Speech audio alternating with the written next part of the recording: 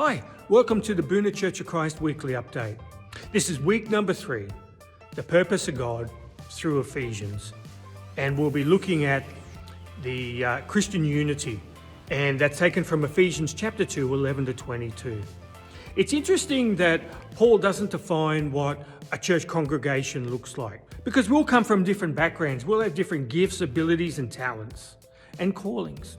But we are to be unified as one, as a body of Christ, coming together to fulfill the purpose that God has placed upon us as a church here in the Greater Boona area.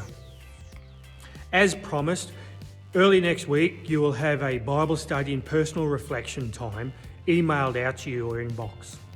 If you know someone that would like one, let me know, and I'll be sure to make sure that they get it as quick as they can.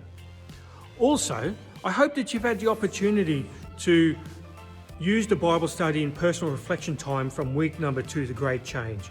To have that time to have God's Word wash over you and to pray that personal reflection time into your life and into your heart. To bring that great change, to understand God's grace that has been given for us and that purpose and the purpose for that, for us as a body of Christ and as us individually. For those people who can't make it to church for various reasons, I want you to know that you are meaningful to us. You are part of the Boona Church of Christ community. You are in our prayers every week.